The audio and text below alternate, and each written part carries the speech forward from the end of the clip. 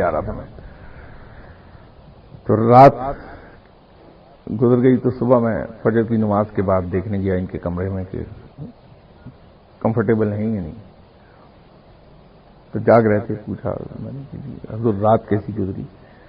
کہ نہیں میں جاگتا رہا، بنائے رکھنا. پھر وہ مجھے سمجھ آئی کہ وہ جو لنک ہو رہی تھی بات.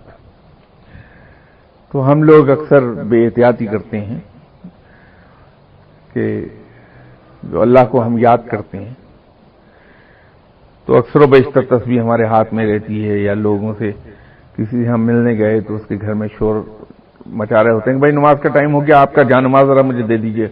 آپ نماز کہاں پڑھتے ہیں؟ بھائی یہ تو میرے رب کے ساتھ میرا معاملہ ہے. نماز کا اللہ نے بڑا لمبا ٹائم رکھا ہے. ظہر سے عصر تک کا ٹائم ظہر کی نماز ہے، 12:25 سے لے کے بلکہ 12:22 سے لے کے شام 5 بجے تک چلتا ہے ٹائم، 4:45 بجے تک. تو کسی کے گھر جا کے میں ادھم جو مچاؤں گا اور یہ اعلان کروں گا کہ لوگوں میں نمازی ہوں، تو ریاکاری میں چلی گئی بات. تو یہ بہتر نہیں کہ میں خاموش رہوں اور وہاں سے ایسے وقت میں اٹھاؤں کہ گھر آ کے آرام سے نماز پڑھ لوں میں، یا باہر آ جاؤں راستے میں کسی مسجد میں رک کے نماز پڑھ کے گھر آ جاؤں. اس سے کیا ہے؟ کیونکہ کسی کے گھر اگر نماز پڑھوں گا باجماعت تو ہو نہیں سکتی، وہ بھی اکیلے ہی ہے، تو پھر کسی وقت بھی پڑھی جا سکتی.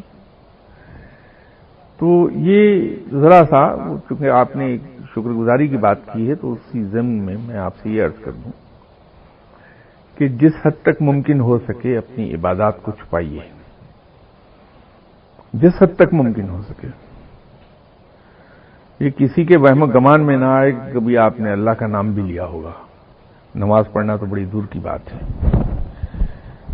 لیکن جب اللہ تعالیٰ چاہتا ہے کہ لوگ جان جائیں تو اس کی خوشبو وہ دور دور تک پھیلا دیتا ہے.